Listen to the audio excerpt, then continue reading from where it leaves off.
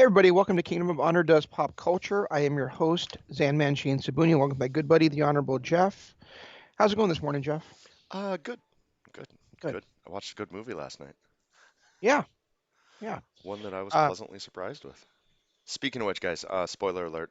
If you haven't seen this yet, go watch it, then come back. If you don't care about spoilers, then go ahead and listen. But this is a spoiler alert because we are going to be reviewing the latest, straight to HBO Max movie. How are they explaining these? well, it's HBO Max and also it does simulcast along with the theatrical release, I suppose. And this is the new Denzel Washington movie, The Little Things. After watching this movie, I'm not going to call it a Denzel Washington movie. I'm going to call it a Jared Leto movie. That's an excellent point. I was talking about this movie with my wife yesterday, and she said, I told her, I told her what movie I watched, and she said, "Well, was it good?" And I said, It was and I went like on a diatribe about it, and then she's like, "I didn't ask you any of that. I asked if it was good." And It was I, great. and I I said, loved it. well, here's the thing: is I thought Jared Leto was amazing. And I told her this. I said, this is the kind of performance that could win him a Best Supporting Actor Oscar. Well, he was Uh, nominated. He's nominated for it is it okay? because of this role. He's already nominated. Um, and and that and I thought that both Rami Malek and Denzel Washington were both really good as well. But I wasn't sure that it all added up to the sum of its parts to make it into an actually great movie. I So I thought it was good, and I really liked it. But whether I don't know that I can actually call it a great movie. okay, I will say it was a great performance by Jared Leto. It was an engaging story that kept me involved the entire time, Okay. especially that twist at the end. Um, and the I enjoyed Denzel Washington's performance. It was nice seeing an older Denzel Washington not being the action star. It was refreshing. It's something I've never seen on him because I haven't watched a Denzel Washington movie in forever. Right. And I didn't realize just how old he's become. I mean, when he came out with the gray hair and the beer belly, I was like, who the hell is this guy? Yeah. No kidding. And then he's like that. I can't think of the guy. He was in Morgan Freeman. No, not Morgan Freeman. Yeah, the Morgan Freeman type thing where he's just become that elder statesman now, where he doesn't need to be that action hero to put on a good performance. Morgan Freeman's never been an action hero.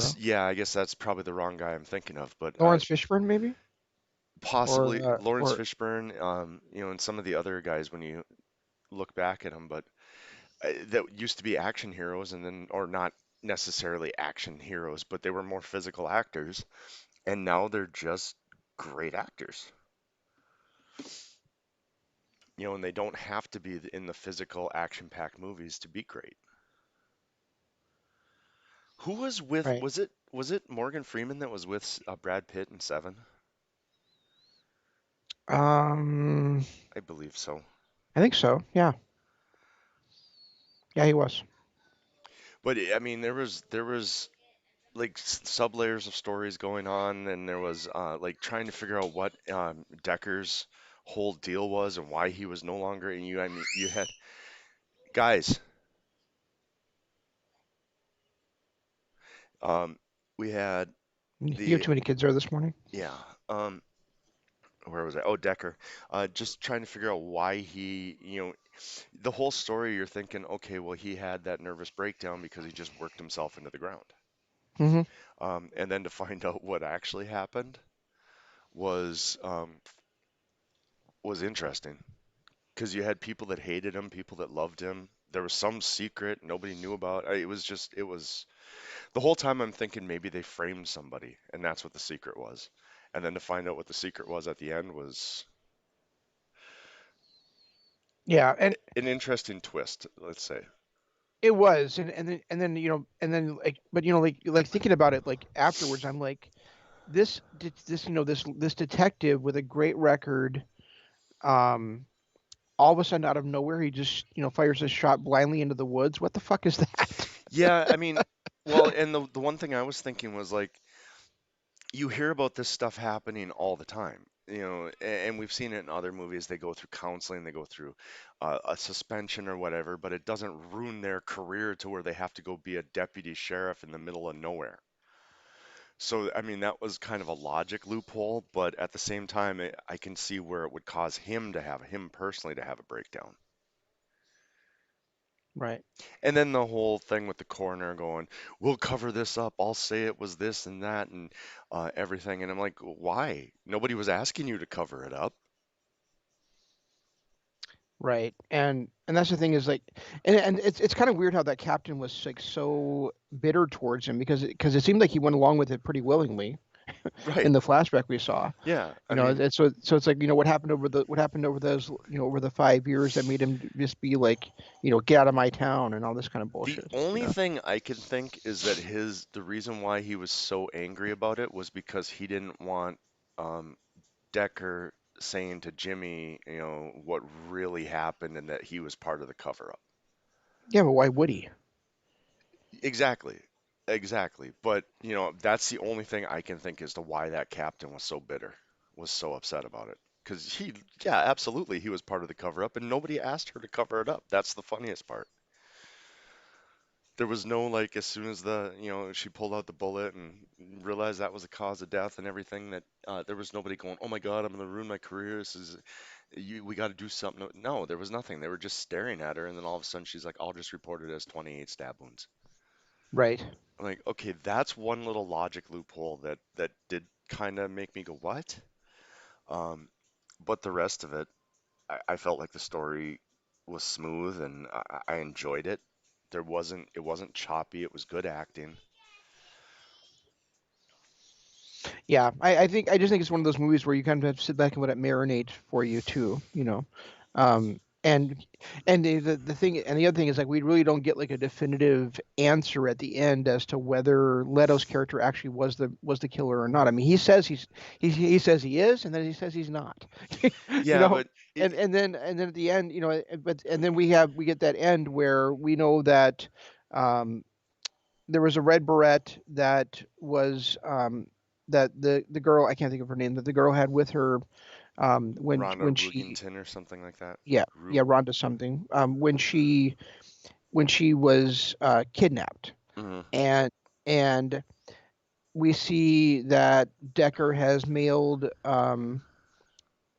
the a beret to the or not yeah no he left I'm sorry he left somehow he left a package for him with the other detective with a beret in it, a red beret in it, and then we see at the end of the movie where he has actually bought that beret, and then he burns the package at the end too along with it. But then we also hear the FBI agent run through um, what this serial killer will be, and it all fits Jared Leto's description as well. So It, it's all a big shades of gray thing. yeah, and personally, I don't believe Jared Leto was a killer. I don't Personally, either. I don't either. and I'm just saying. simply because, I mean, he brought him out to dig the graves, and I'm thinking, okay, that was more him just trying to prove to the cops that he didn't do it because he doesn't have any clue where this grave is.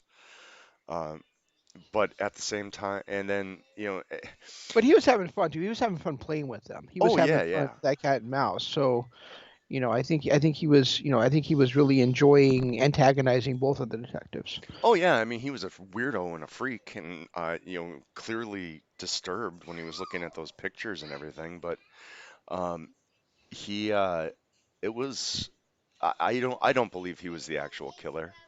Yeah. I do like the fact that they left it so open-ended, where it was, like, I'm not used to these types of movies not having a definitive killer, not Right. having somebody that's, not Yeah. having somebody that, in most times these movies are really, there's an end. And this, there wasn't really that end. It was just like, okay, I'm going to cover it up so this guy doesn't, and then sending the Barrette was more of a, making him uh, feel better about so that he doesn't dwell on it, No, you I know. know that. I mean, but yeah, I think he also was kind of like trying to give him peace of mind. Like, okay, yeah, I killed this guy, um, but I don't know. He was really guilty, and then he gets in the mail. He's like, oh, okay, so yeah, he probably was the guy. Right. Yeah, I mean, yeah, when he got that in the mail, I was like, "Oh, okay, yeah, he did find it when he was cleaning up." But then when we saw the package that he bought at the end, it was that's where it was like I started looking at all the clues and all the and everything they gave us, and it just made me believe that okay, Leto is not the bad guy. Right. And there's also the Schadenfreude part of me that's kind of amused at the fact that if Leto is the guy, then the FBI is just gonna be wasting their time trying to trying to find. Right. Well, and then and then the other thing too, like when he brought him to that mile marker, Um, I was sitting here going, okay, well, maybe he knows some insider stuff. But then when they said, oh, it never came out in the news, but it went over the police broadcast, I was like, oh, okay, well, maybe he is the bad guy. But then when Denzel Washington's in his apartment, and he hears that police siren go or that police scanner go Scanner. off, then I was like, okay, he's a crime buff who just knows his history. Yep. Plus the fact that that car, neither one of those two vehicles were in either one of the scenes where they were tracking down the like when they were when that car drove off after Rhonda, it was not his green car and it definitely wasn't a truck. The car that was chasing that girl in the beginning was definitely not neither of his two vehicles. Um, the only thing that was I mean, there was a scene when Denzel Washington must have rented a car, and I actually thought that was the car that was chasing down that girl in the opening scene. And then I found out it was Denzel driving, and I'm like, oh, okay, this is kind of weird. Yeah, that opening scene at the beginning, that just kind of set a weird tone for the movie to me to start with, because it's like, okay, so not only does this young girl not have a cell phone apparently, Nobody does. but I was actually gonna, sorry, and I didn't mean to cut you off, but I was gonna bring that up. It's like there's using pagers and phone booths. There okay, wasn't one single cell phone in this entire movie. yeah, so we never got a setting, so I mean maybe this is set like in the early '90s or something, But sorry, I where didn't mean to cut you off, but that's the that case. But just but then she also like pulls up to this diner that's clearly closed, and is pounding on the door trying to get him, like, what the hell, lady? I mean, did you really think someone was going to be there when it's a clearly locked and shut, locked and closed diner? well, and the thing I was thinking during that whole scene was, why are you panicking? You're in a car. You just keep driving. Yeah, and you keep driving, and if you do, pull off to the side of the road, you don't leave the door, you leave your car door open and leave the keys in the ignition and the car running. Right. I mean, why would you even pull off to the side of the road? Yeah, That part just blew my mind. It's like, what, you're in a car. What are you panicking for? You're already going down. Okay, yeah, great. He pulled over to the side of the road. Now he's following you. Who cares? Just keep driving. yeah, He can't get you if you keep driving. I mean, he's gonna have to eventually. He's definitely not gonna ruin his car, so he's not gonna run you off the road, and by hitting you. The worst that's going to happen is maybe he'll pull in front of you, and but the second he gets out of his car, you just take off again.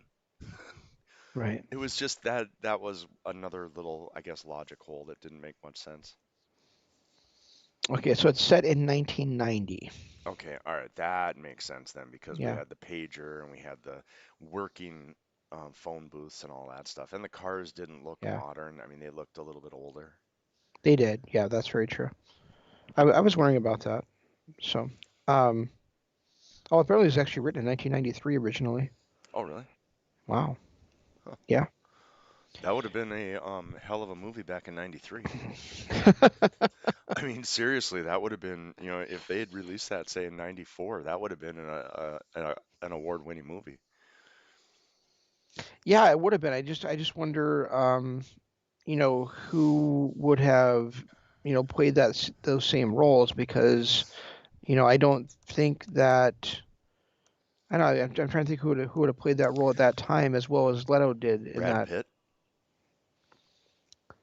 Yeah, because that maybe. was right after his California movie, or right around his California movie when he was a complete psychopath.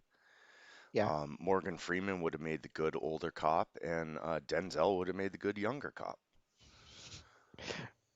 Here's uh Here's a quote from a review of this movie. I just found I did not read it before now. I realize I am saying here that Jared Leto was the high point of a film that stars Denzel Washington and Rami Malek, and no, I haven't yet made my peace with that. There's two things I realized when I was watching this. First of all, Rami Malek is Steve Buscemi ugly. I mean, I'm sorry, dude, but you're not an attractive man. Yeah, And Jared Leto, every time I see him now, all I want is to see where his version of the Joker was going. I don't feel like I got enough of it. I got enough of it to pique my interest, but not enough of it to make me decide if it was horseshit or not. I think we're getting another. I think we're getting him in another Joker movie. Okay, then good. But that's the one thing I keep thinking of when I see him. It's like I want to know where that Joker was going Yeah. Oh, I because I liked his. I actually liked his Joker. it was such an interesting twist on the Joker as we knew. So it was one of those things where it's like, and everybody's of course just on it saying, "Oh, it's terrible," blah blah blah. First of all, we didn't get enough of it to know if it's terrible. Secondly, we got just enough of it to pique my interest and want to see more. Yeah, he's also gonna be in Zack Snyder's cut of Justice League Oh, as okay. well. Um, but I thought he was getting his own movie. Well, I know they were originally planning on doing one with him and I can't think of her name, Margot, whatever that plays Harley Quinn. They were supposed to do a standalone movie with those two, but Right. then she went off and did Suicide Squad, and then the Suicide Girls, and then whatever that other one that she did was as Harley Quinn.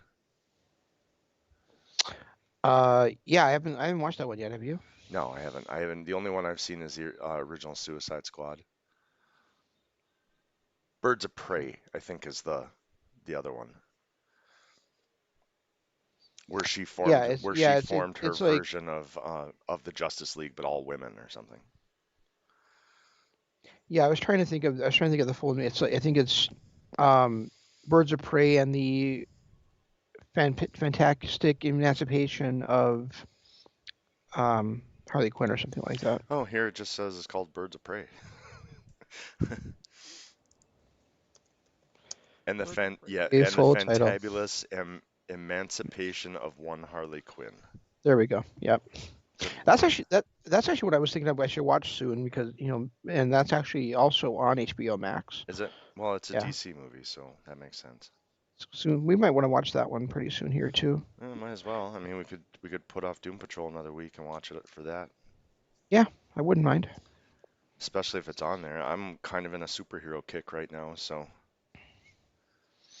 Yeah, I totally agree though. This movie was better than I anticipated it being.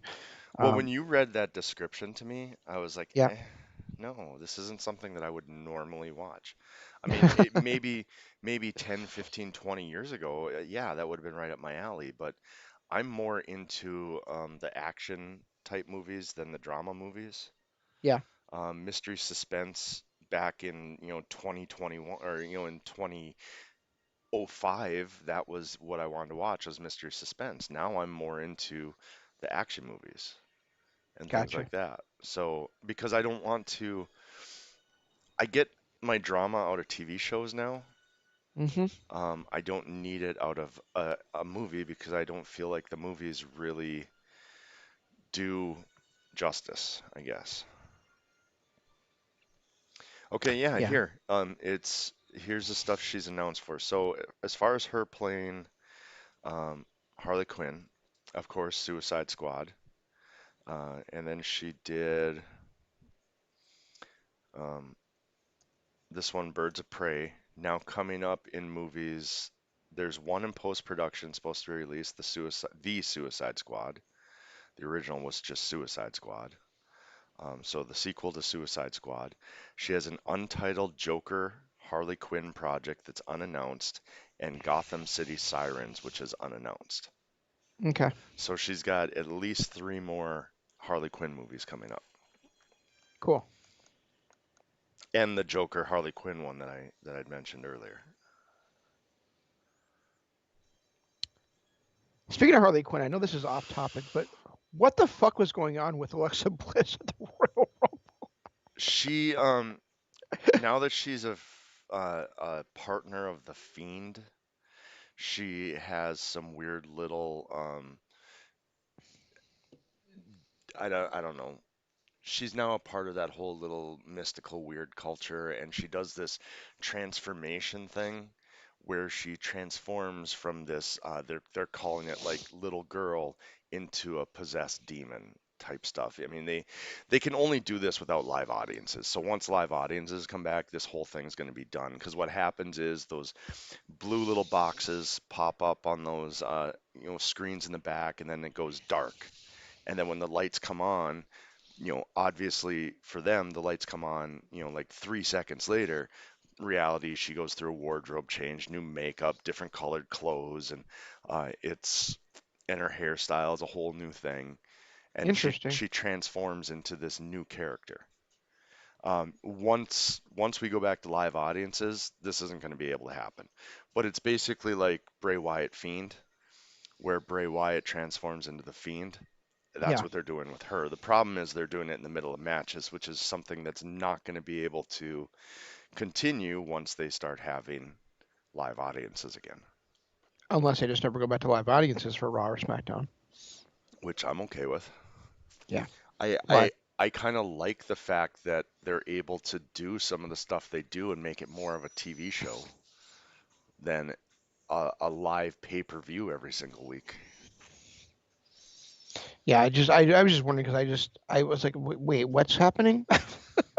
Yeah, after we watched the Royal Rumble, I went back and Googled it and found out and saw the transformation and stuff like that. So Yeah. Well, I mean, I guess I didn't care as much, enough at that time to do it. But when you brought up when we were talking about Harley Quinn, I was like, oh yeah, wait, what happened here? So, um, so sorry about the off topic thing no, there. well, I ran us off topic topic anyway with the Yeah. whole Jared Leto Joker stuff. So Yeah, well, these were still talking about people that were actually in this movie. that's a good So point. That's a very good point.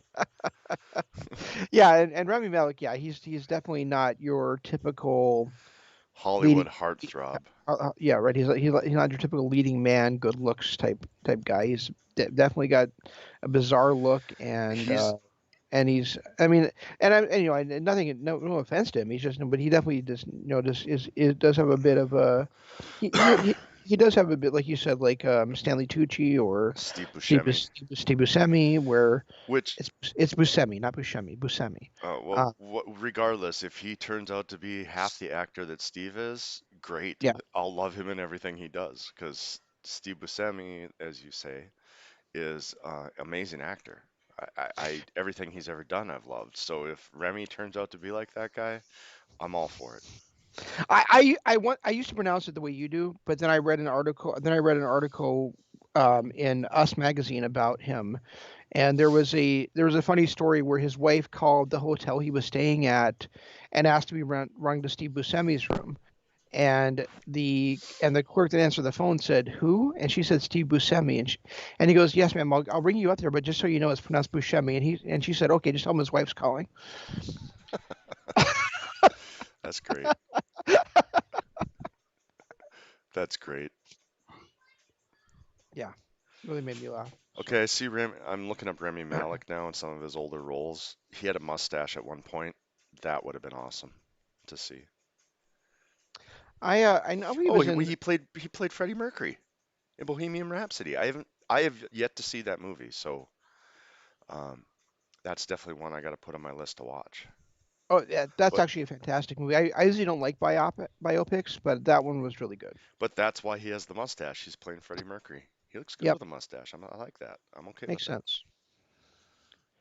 Yeah, and he was in a show on USA that I watched like a season of that I thought was pretty good, but I just didn't keep watching it because I wasn't going to keep paying for it. Mr. Robot was the name of that show, I think. Yeah, and he was in BoJack Horseman too, which I've seen quite a bit of, but he yeah, obviously just a voice. Yeah. Night of the Museum, Secret of the Tomb he was in. Just looking through movies that I might have seen. The Twilight Saga, he was in Breaking Dawn Part 2. Twilight Saga is not to be mentioned ever again on our shows. Hey, he was a voice in Halo 2. All right, I love him already. All right. Yeah, he looks like he's been in some. movies that I have always been on my list that I need to watch, but I just haven't gotten around to it. Like Buster's Malheart, I've heard was amazing. I've wanted to see that. Bohemian Rhapsody, obviously, I feel like I'm missing something by not watching that. Need for Speed was another movie that I've always had on my list to watch. He's also he was also does a voice in Until Dawn as well. Yep, I saw that. I just saw that.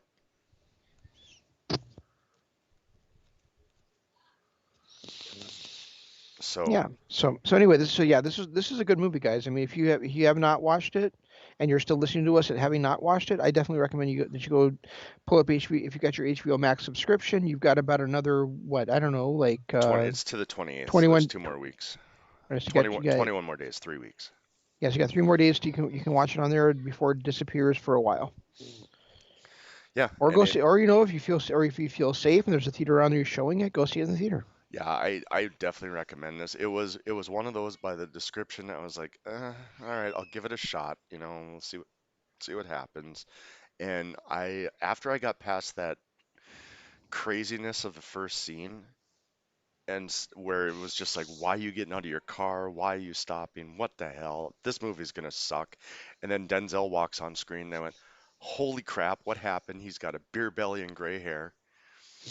And then the second he gets to LA, I'm just like, okay, I can get into this a little bit, especially when Rami Malek's character starts um, questioning him and wanting his advice and all this stuff. And you start to get a little bit more backstory and things like that. That's when I was like, okay, this is good. And I got into it and I stayed into it um, until that very end with the why are they covering this up? That doesn't make sense. Um, other than that, everything between those 2 points was fantastic. Yeah, and actually, we talked about doing that new or that new one, but the Birds of Prey movie for this coming week's show. But actually, we've also got the next Warner Brothers movie coming out this week as well. This week, what is it? Yeah, it's Judas and the Black Messiah. All right, give me a description. It's the tragic true story of Black Panther Party leader Fred Hampton, who was assassinated by the FBI at the age of 21. Oh, so it's a docu pick almost, kind of. It's a biopic, true story crime drama. And that's the latest release. Yep, it comes out on Friday night. This coming Friday, Judas and the Black Messiah. Well, we did say we were going to review them. I mean, I know. and how many of these reviews are we going to be doing this year? I think it was like I can't remember the exact title. I think it was like 18 or something. Okay, So well, um, after that we got a 2 week break. We've got February 26th. Jeff, are you ready for this one? Are you sitting down? I am. Tom and Jerry. Ooh. Ugh. Is it at least a live action Tom and Jerry? It's animation slash live action. So I Okay, guess so it's gonna. it's going to kind of be like Sonic was. I haven't seen Sonic. Maybe I was thinking more like maybe Who Framed Roger Rabbit or something. I have no Yeah, idea. Sonic was an enjoyable movie. My kid wanted to watch it. It was the first time that they really did that. Okay, nobody can go to the theater, so we're just going to release this movie for you to buy right now. And we bought it off on Amazon. And, it was like 20 bucks. And I was like, shit, if we'd gone to the theater, because he wanted to see it, if we'd gone to the theater, I would have paid 20 bucks anyway. I probably would have paid more than that, tickets and then popcorn and soda and everything. So I'm like, you know what, hell, we'll just buy it. And I bet, we sat and watched it. I enjoyed it. We've watched it a good dozen times since. It's actually I enjoyed that. So I'm not gonna really crap on Tom and Jerry yet. In Tom and Jerry, the classic cartoon characters come to life in a story that finds Jerry moving to New York City's finest hotel on the eve of the wedding of the century. The event planner then hires Tom to get rid of him. All right, I'm gonna shit on it now.